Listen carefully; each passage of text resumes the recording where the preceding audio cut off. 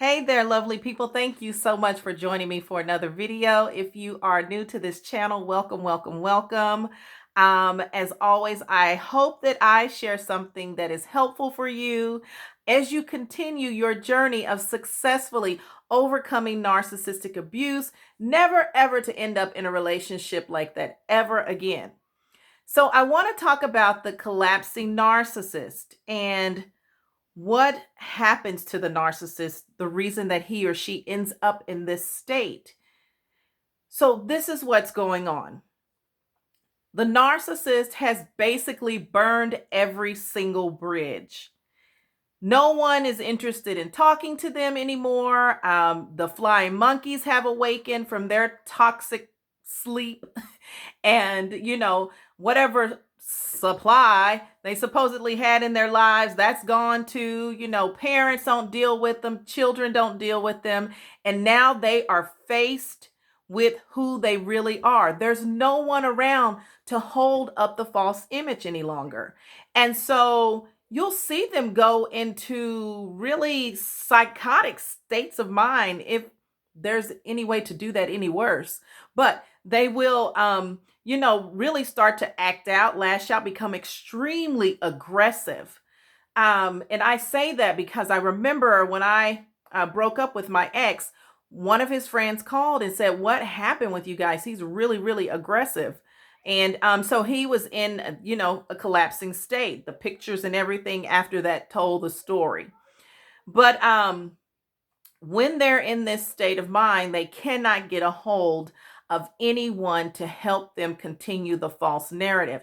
And so now they must look at themselves for who they really are. They see the monster in the mirror, the monster that most other people around them have been looking at for so many years. They had to see that person. And it's terrifying. Just like it was terrifying for you and I to see them, they get a glimpse of how ugly they have actually become. But do they change because they collapse? Most of the time, they do not. I would say 99.99% of the time, they do not change, even though they are in a collapsed state, because usually there's someone asleep who comes along, a new fool. They work on them. They have just enough energy to kind of work on them, or someone's looking at them from afar, feeling sorry for them. And so they start working on that person. And there you go. They start, filling up the harem again. Sometimes. Now, there are times when they commit suicide. And, this is really, really sad, but it does happen, or they will hurt people. They become very, very dangerous. And so there's a lot of things that can happen when the narcissist is in a collapsed state, but he or she can possibly recover from that. And I don't mean recover like they get better and they become good people. No, I mean they go back into their whole delusional state of mind because, again, someone comes along to help them hold up that false image. You might even hear about them going to counseling. And it's usually, as I've heard, for depression. They feel depressed because they're faced with who they are. But they then try to work on the therapist or whoever's helping them. And so they tried to put this person into a trick bag. And so it's just the same toxic, demonic behavior that's oozing from them that goes on into counseling. So don't be fooled by that. Yeah, they probably checked themselves in somewhere, but it wasn't for the narcissism. It wasn't for their sociopathic behavior. It was because I'm faced with who I really am, and I need you to lie to me and tell me that I'm not this person for real.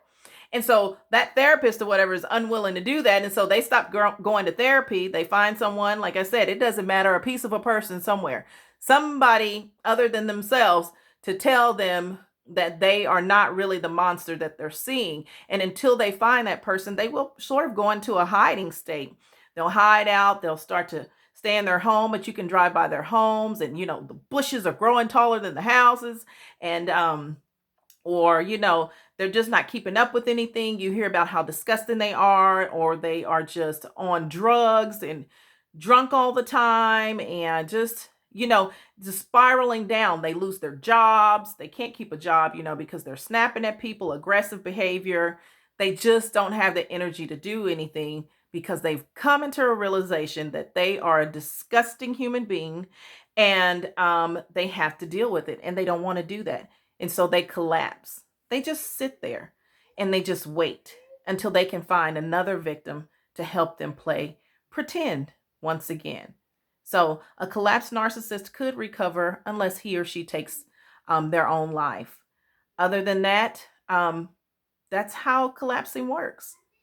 You collapse, and then they find someone to put them back together. I hope that was helpful for you. God bless you all. Have a wonderful Thursday evening. Thank you so much for sharing your time with me.